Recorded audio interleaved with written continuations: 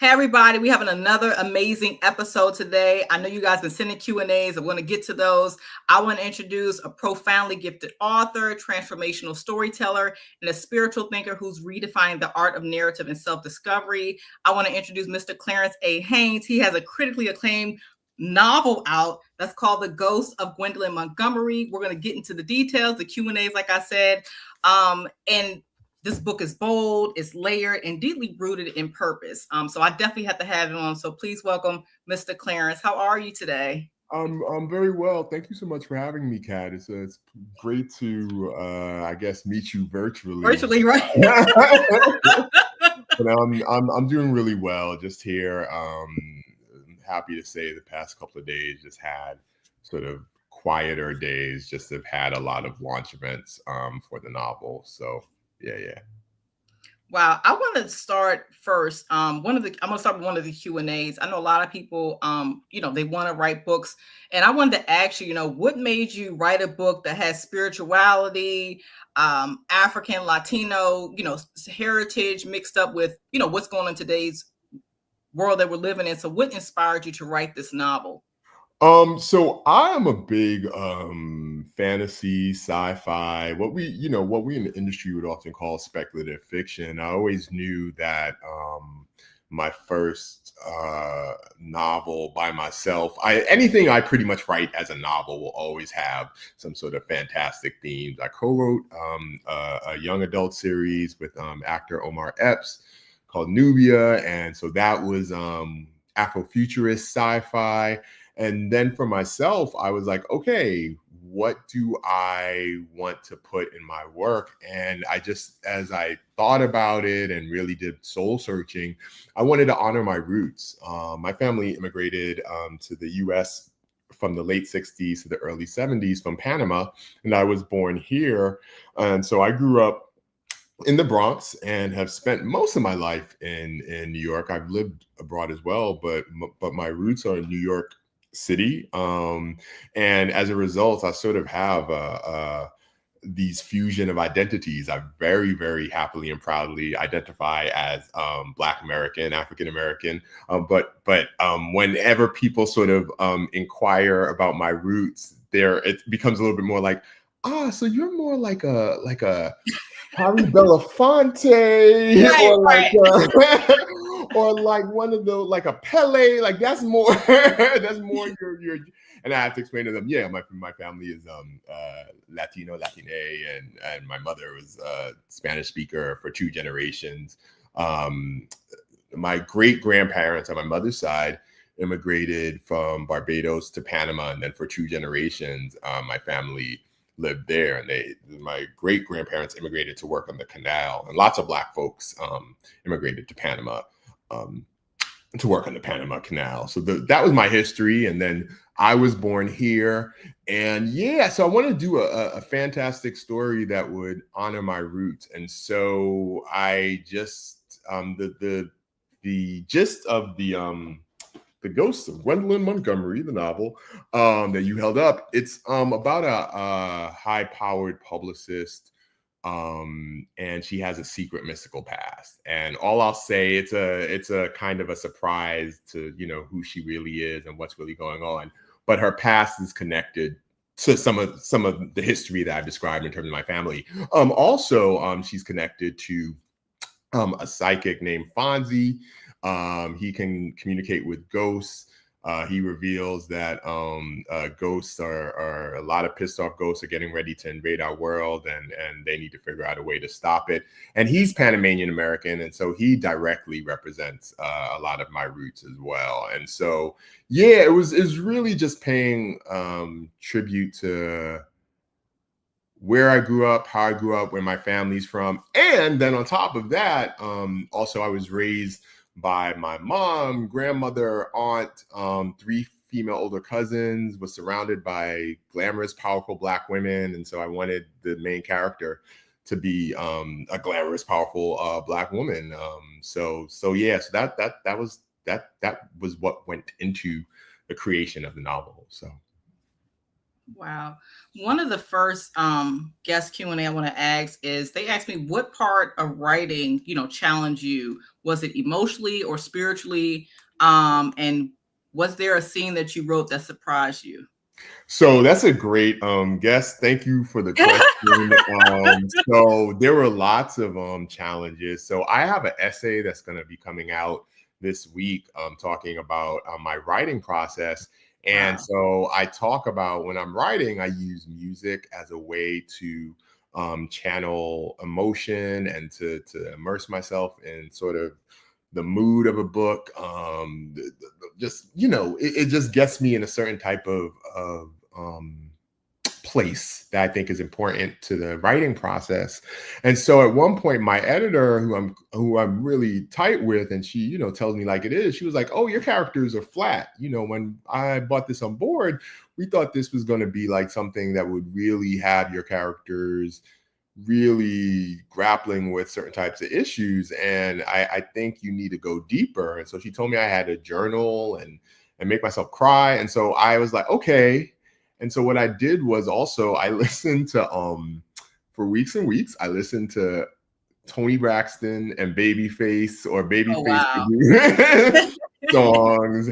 And that was their songs, baby, they're like, it's not, there's no like irony or wink wink. It really is like your emotions. You're just walking around full of emotion, just on your sleeve, and it's just emotion. And I just sat with that and I cried and I cried and I let stuff from my past come up and I put it in my characters. I listened to music some more and I cried and I cried. I looked like I was having a breakdown, but what it was I just allowed myself to inhabit a certain space so that I could do right by my characters so that they could feel real and authentic and be emotionally layered. And they're both characters who are hurting in different ways. And so that sense of yearning, that sense of like I'm kind of in anguish, and as the writer, I needed to be able to convey that effectively to readers. So yeah. And I think you asked also what was something that was surprising to me. And just after that process, how much better I felt. Like some of the um experiences that the psychic character named Fonzie, what he went through and figuring out what he wants romantically with his dating, and yeah, I was able to like let a lot of that stuff go because I worked it out, through the process. So that was really surprising. I wasn't expecting that. So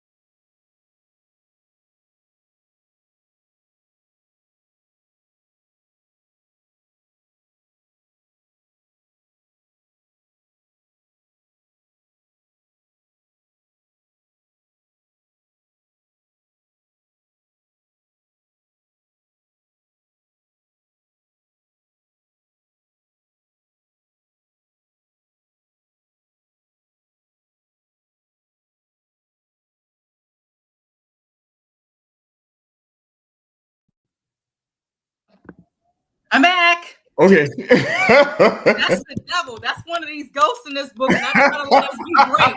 That's how we gonna do that. Okay. I literally just emailed him like, hold on, my husband's coming on the power box. What's going on? These ghosts are real, okay? So you want to know it's interesting because people have been asking me. I wrote this as it's very clearly to me like urban fantasy, horror, whatever. But a lot of people have been like, so do you believe in ghosts? Have you talked to ghosts? Have you done that? Have you? And I'm like, wow. I'm telling you, and not to get too, I guess this is off the script or off the cuff. I think this just flows perfect with what just happened. But I don't know about you, but reading this book for me, I think people should be aware that there are spiritual forces, right? Mm. There's positive ones, there are negative ones that are out here. And I think people should just be aware of that. I think that's one of the things that when I was reading the book, like just from my past and like you said, experience we've gone through and learning how to decipher which one is which. Which can be hard sometimes, like depending on whatever space that you're in currently. That could be very difficult sometimes. And especially with this book, like having those outer world experiences where like I had a situation where, it was dangerous and literally I felt like it was a shield protecting me from harm. And everything moves slow. Like it was like this book, everything moves slow. I was out of my body, like and looking down and like, oh God, I hope this doesn't go left. So when I was reading the book, literally from the experience, I was like, oh my gosh, like I literally had one of those experiences. And it sounds crazy, but when I read this, I'm like, this is exactly like what I went through in real life. I think there are things, like a lot of the world building for the book, I was like, okay, this is what the story needs, right? And I was more concerned with the staying true to like, I think this is what's going to make the most sense. This is what the story is telling me it should be. But so much of the foundation of some of the ideas and the action came from like just real world experiences I've had, that other people have had, that feel airy, that are not easily explained. I think there's something, Kat, that you just said about when you just have a feeling. And, so I can't say I've ever communicated with ghosts or anything of that sort, but I certainly have felt what I would call presence. Like when the most profound example for me was visiting New Orleans's French Quarter. And I just, and I was just like, oh, okay, there's just this stuff. And I could just feel stuff. And so I don't have an explanation for that. I'm not, I don't claim to be any sort of like spiritual advisor or be in the know, but there are just things that I think we experience, and I think a lot of people who have certain modes of spirituality, aren't easily explained. And it did go into like my thinking about how to write this. So particularly Fonzie, who has how he's constructed, he just can sense when there's presence. So wow. So there's a part in the book where Gwendolyn confronts her past that nearly broke her. So what did that scene, I guess, teach you, or what should the reader know about as far as forgiveness or survival? I think the biggest thing I wanted to deal with, one of the big things I wanted to deal with, is how a lot of us, I think particularly just as Black folks in America, and right. just in terms of, she has a particular very, very traumatic experiences she had, both as a young child and then as a teenager. But I just think that there's a good chance that we're going to go through something that we should never have had to like see, endure, process. Like there's just a lot of stuff we end up taking on board just due to the nature of the country and this world.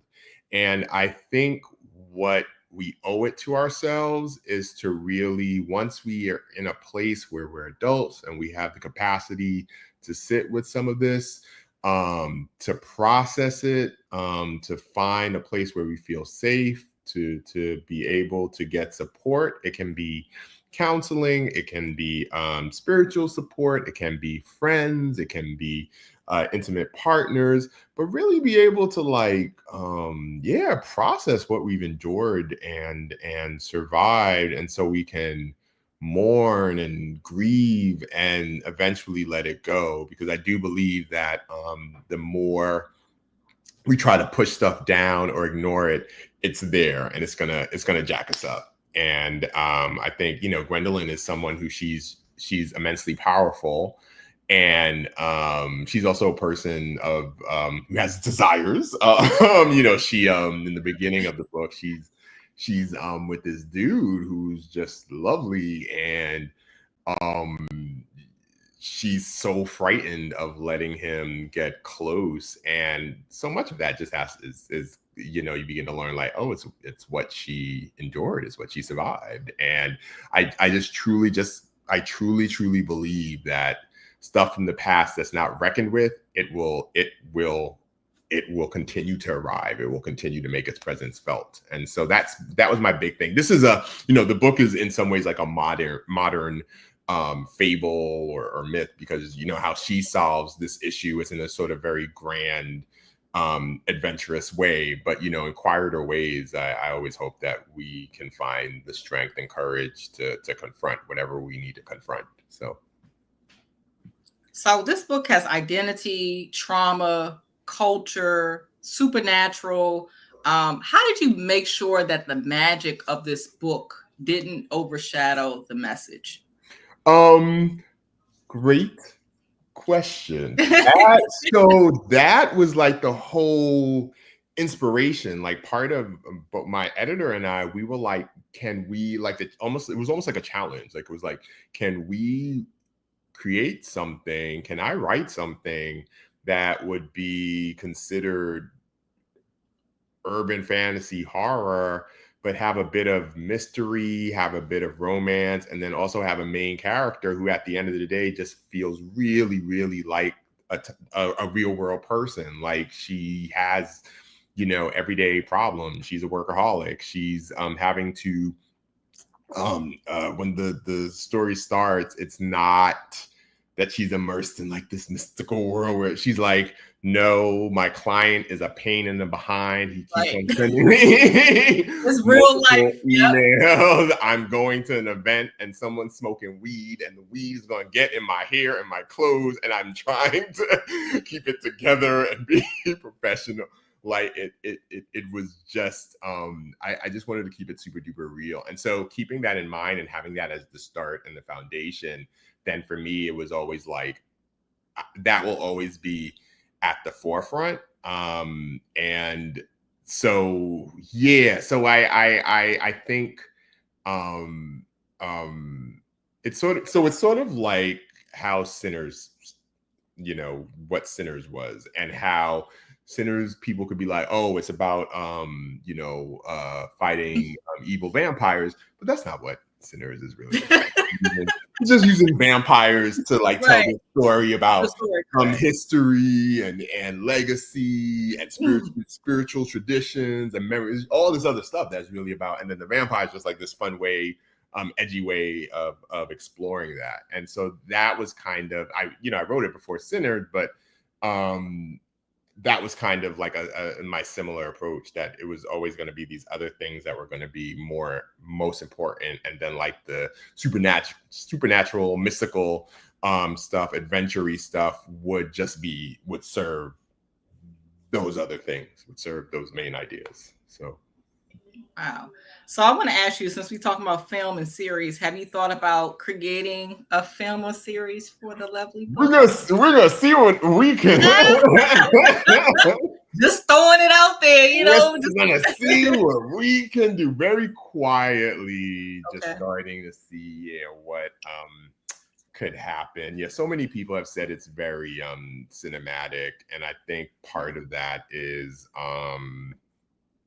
I'm a visual writer, and so I like for people to feel like they're really there in the scene and they're really there with the character. And sometimes I overdo it. My editor had to like sometimes rein it back, tell me to cut it out. But then also, um, I like the sometimes the pace to be like this, and so then you state something, and then you're like, wait, what? And then, but you don't like linger. You just move. You keep it moving, and I think that could really make it an effective movie or a certain type of TV show. But yeah, but a lot of people have been saying that, and I'm gonna see what I can do. That's all I'll say. So, and speaking of things as they come into existence, what about a dream cast? You have anybody that you think would be a good Gwendolyn? So the person who I think would sort of she physically just, and she's a wonderful actor, is Jodie Turner-Smith. Okay.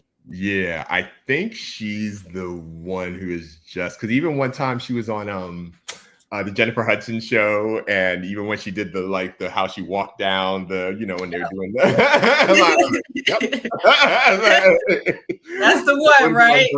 Don't I know I'm cute, and she could have let loose, but she was just kind of a bit prim, and that's Gwendolyn. Like she is that like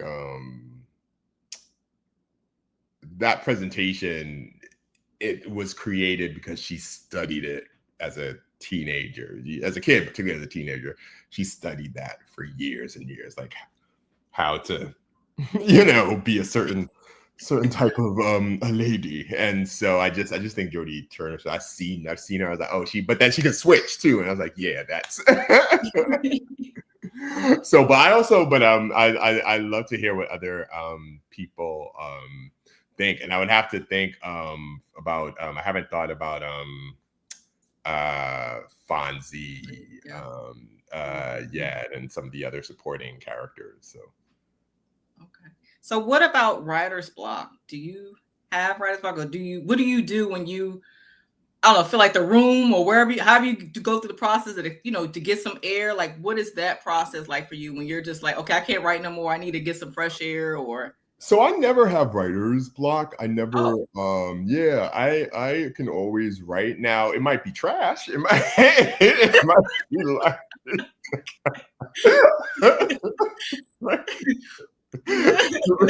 this is just for you, Clarence. Yeah,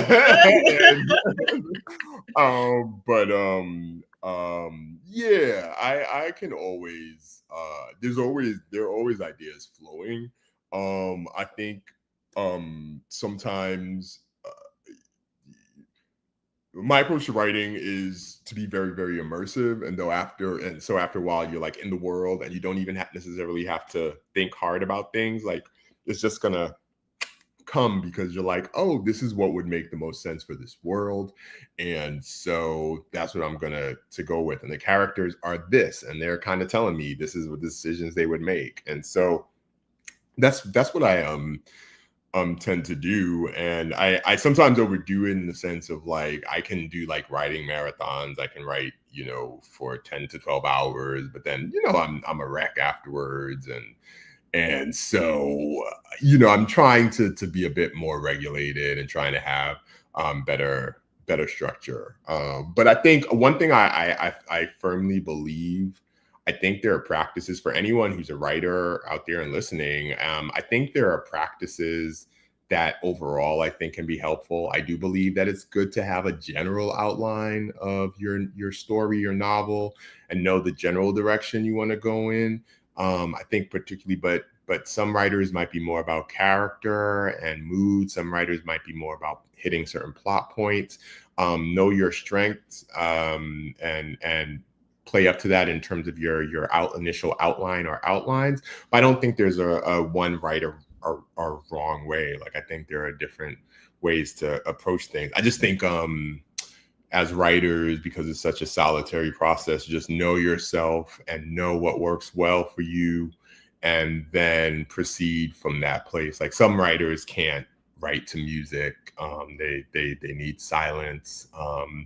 They need, they have certain rituals. Whereas I need like sort of like, I always need to connect to different types of art during the process because I just find it very inspiring. So. Wow. I got to ask you a question too. Shout out to your amazing team also. Oh, thank you. How did you, I'm curious to know, how did you pick a team, to help you with your craft? And how did you know they were aligned with you and your vision? Like, how did you know that? So the team that I work with, it's an imprint called Legacy Lit, and a lot of that has to do with the publisher of the imprint. I actually have worked with them as a freelance editor. So I've worked for many years as an editor with different publishing houses, and I've worked with Legacy, and so we knew each other. I knew how they operated. I just liked the imprint, but then my publisher editor, she's just someone who I just love her vision and her approach to publishing. And, she always made it clear early on, because I'm wondering if you're referring, people have been commenting, boy, your social media presence, Clarence, you have it's like a whole effect. Yes. And that's a lot of that is her. She said from the beginning, like in terms of how to approach book publishing and what it is, what it needs to be now, you have to think of it like you have to be an entire package. You have to think of it as, it's not just about the book and the story, but how you're going to communicate what it is to the public, and who do you want to be to the public. And, she just really, really, really, we've had a lot of discussions around that. And I just knew going forward, I was like, oh, this is going to be, I learned a lot. I was able to grow, but then also I realized there are a lot of things that I won't have to explain. She wouldn't have to explain. Like, it was just kind of like, I get it. We will move forward in this way. So yeah.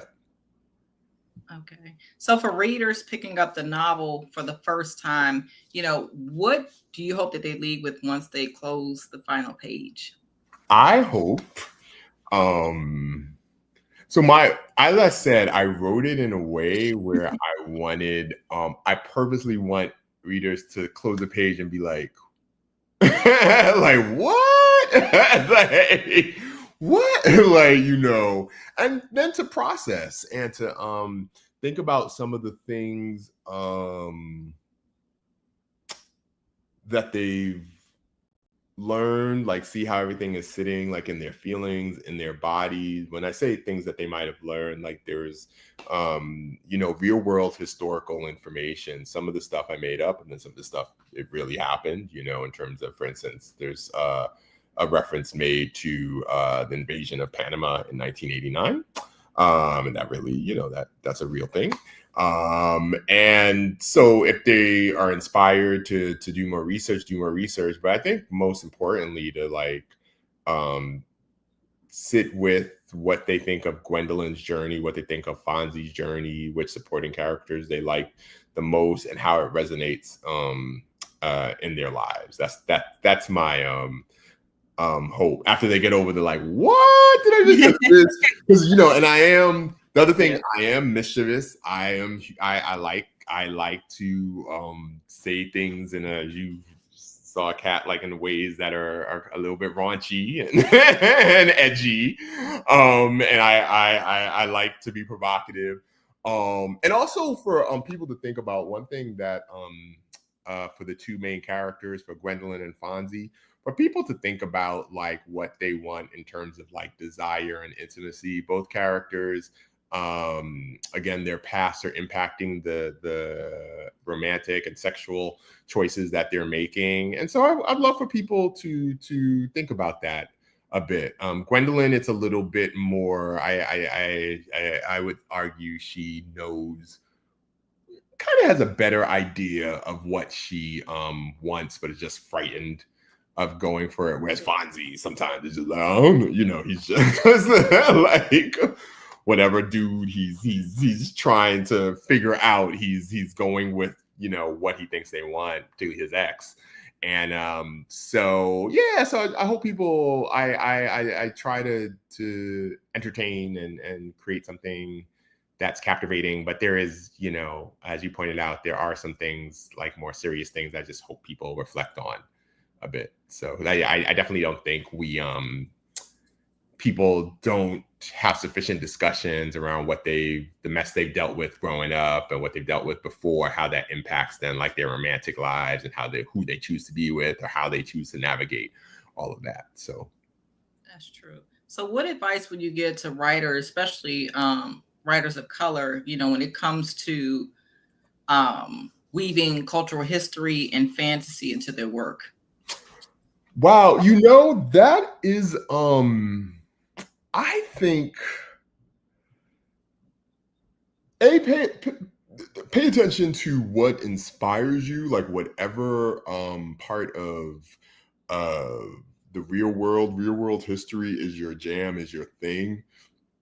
Really honor that. You know, writing a book, it just takes a while.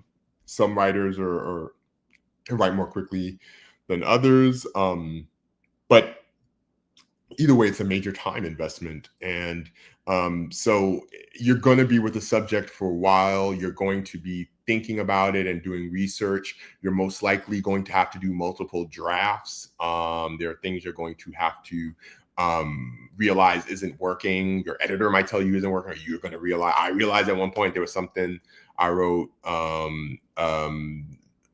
about one of the supporting characters that just was absolutely wrong and wasn't going to work. And so I would just first and foremost say that you have passion about whatever your chosen subject is.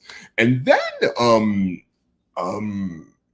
reading and writing go hand in hand. See what's out there, see whose work speaks to you. In the publishing industry, when you're pitching a project, we have what are called comp titles. So it's not like, oh, this book is like this, and it's like, if it's like this and this, the book I'm comparing yours to sold very well, they're going to position it as a comp title because the hope is that yours will sell like this previous book sold. So it's good to know the market, but then at the same time know how you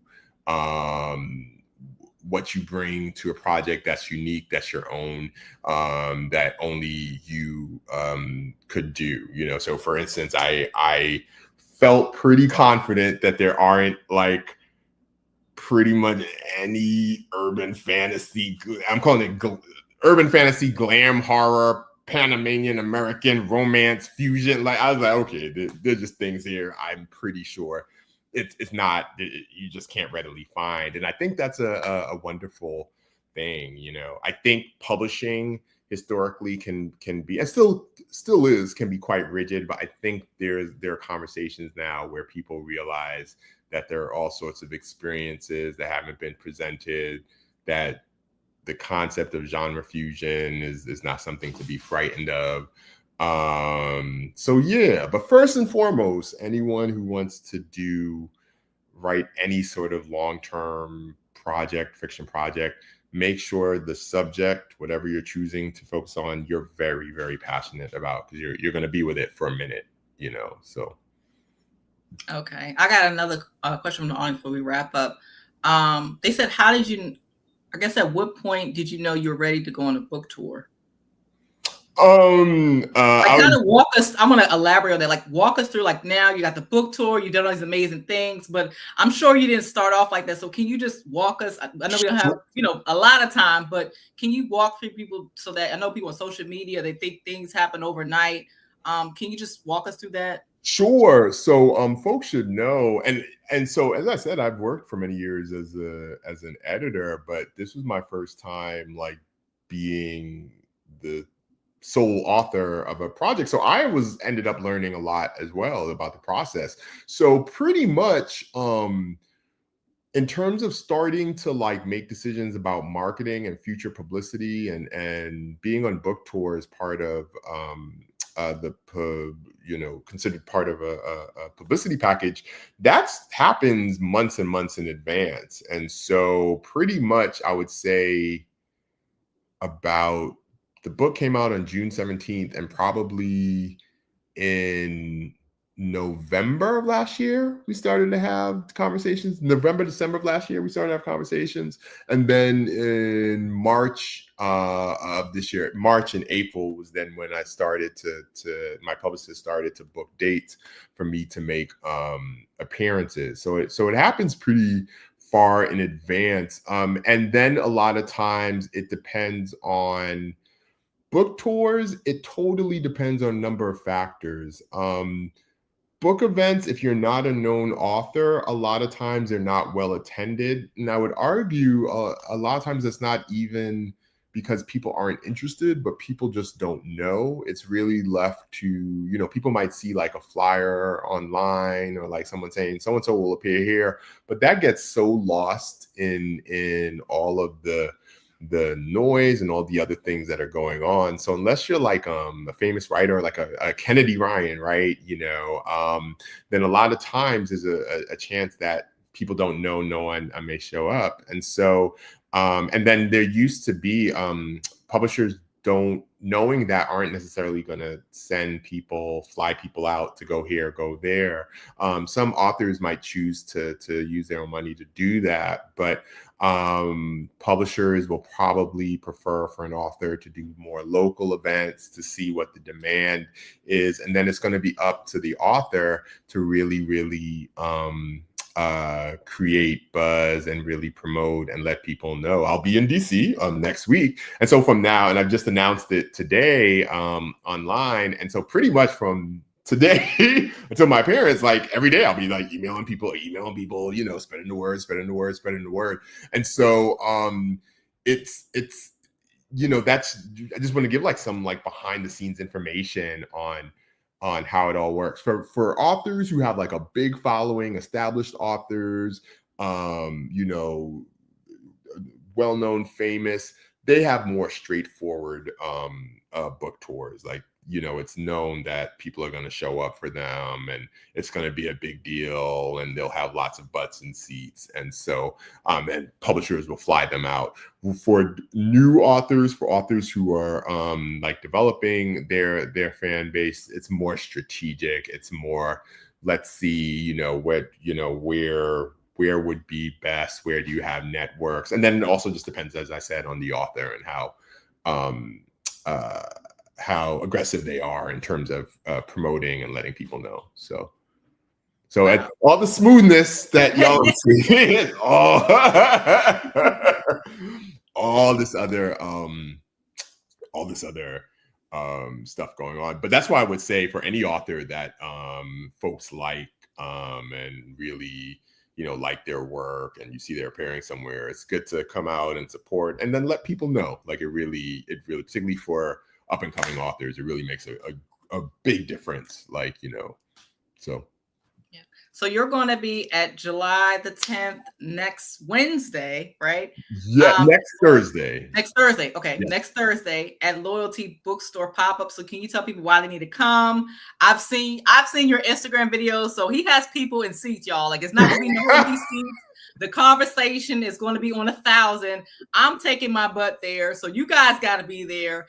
So yeah, let's talk about that for a minute. Why folks need to come out. Yes. So it will be at Thursday, July 10th, 7 p.m. The event is hosted by Loyalty Bookstores, and it'll be at what's called the DC Pop-Up, which is 1155 Dahlia Street Northwest.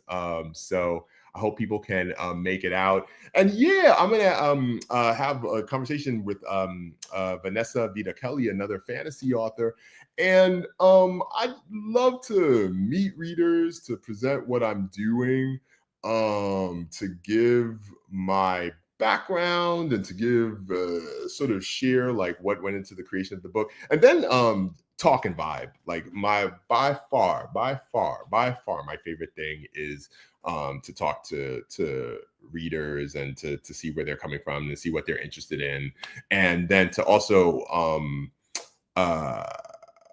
yeah, be sort of a guide into the story. I feel like people who are making an investment in a book, I feel like it's the least I can do to be there and firstly just say thank you, and then also just provide some guidance into what the story is. And I know it's a different thing. It's a genre fusion, and so it's a little bit of this, a little bit of that, and then shape like this kind of. So I'm really just here to talk about it. So, and we'll have a good time as well. So Wow. Well, first of all, congratulations on one of many critically acclaimed novels and feature film and series and movies and all that good stuff. From your lips. Let's put it out there right now. No, I truly appreciate your time. It's one thing we can't get back. And I just want to applaud you, for having a vision and executing. So many people have these visions. They're scared. They want to take the first step. So I appreciate your honesty. And just showing people that it's possible. Sure. And you don't have to have a lot that, you got to start from ground zero. And then look, come a Clarence Haynes doing a book tour. So I just really appreciate that. I appreciate you having me. Thank you so much. And I saw your platform. I was like, oh, absolutely, I want to be on this. And I want to tell people regardless of what you do, but particularly for creatives, can be writers or really anyone in the creative industry, find people who you can be in relationship with in whatever way, and who will be supportive, who will just, it can be, I just think in terms of how things are constructive, creative folks just don't get sufficient support. So it's really important to just have people who regardless of if they're in your industry or not, you can just like talk about things and they're just cheering you on. And then of course have professional allies as well, but just it doesn't have to be an huge extensive network, but just have people in your corner. It's so important. So awesome. Well, thank you for your time. And I guess we'll see you next Thursday. Yes, and everyone, I'm on I'm Clarence A. Haynes. I'm on social. I'm on Instagram particularly quite a bit. So just always reach out to me, follow me to get all the business. And thank you so much, Kat. Thank you. No problem. Thanks. All right. Ciao. Bye.